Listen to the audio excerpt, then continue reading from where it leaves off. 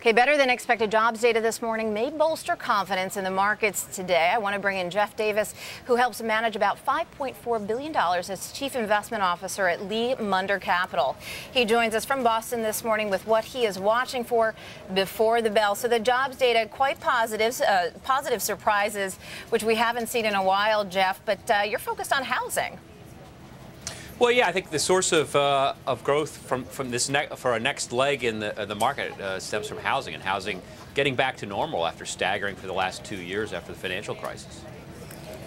Well, Jeff, I was going to say, from a housing perspective, if you look at housing, I mean, it's the National Association of Home Builders who says that for every house that's built, you have like 3 full-time jobs created from it. So is the jobs picture better off because of housing or vice versa? What's first, the chicken or the egg here?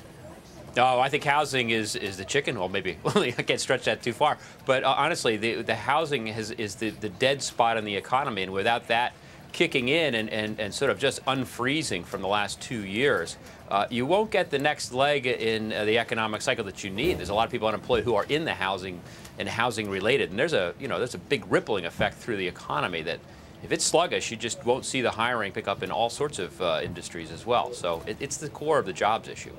Jeff, let's talk about market reaction to this. We're seeing futures much higher after the release of those employment reports. What do you expect once we have the opening bell, and what do you see trading much higher? Well, I think with jobs picture, you get the pro-cyclical industries. That's industrials. You'll get consumer discretionary stocks probably moving higher because with more people employed, you should get an uptick in sort of the consumer stocks, and the sentiment should improve. So that should have a positive rippling effect. You just hope that the housing stocks can follow through as well. Hey, Jeff, one more thing. Let's get to where you're putting client money right now. How are you positioning portfolios? Is it a lot more? Are you heavily invested in stocks? Is there a place for bonds or cash right now? All the skittishness in the market has some money managers saying, you know what, I just don't want to play right now. I want to be in cash. Oh, we like stocks, but they're not necessarily in the United States. I mean, the thing to consider is that many of the economies, Europe included, have a dynamic that's different than the U.S. right now. We really like small cap stocks in Europe and in Asia, even though there's going to be a choppy ride. They're inexpensive, and there's a great long-term dynamic. And you know what? We're going through a too big to fail period. The large cap stocks are probably going to have a hard time in Europe and Asia, but the small cap stocks are cheap, they're growing, and the dynamic is very positive. So we like stocks there.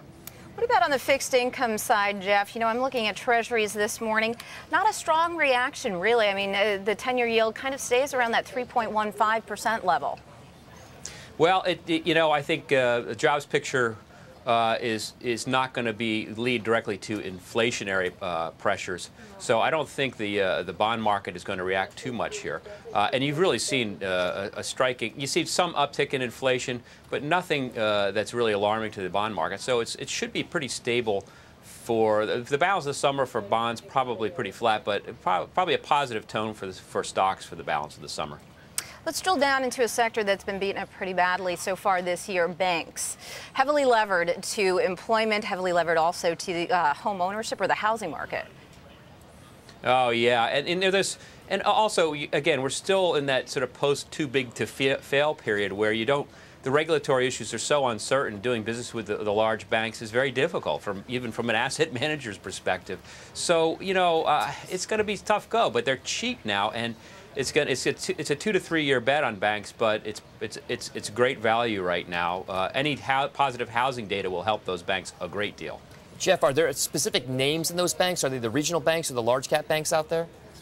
Well, let's talk about indexes. Just I can't get into the individual names, but the KBW index and the ETF is a good composite of the best U.S. banks, and best and worst. But that's actually a really interesting group of banks to buy if you're going to buy an ETF. All right, thanks so much, Jeff Davis, Chief Investment Officer of Lee Munder Capital, joining us this morning. Thanks so much, Dom.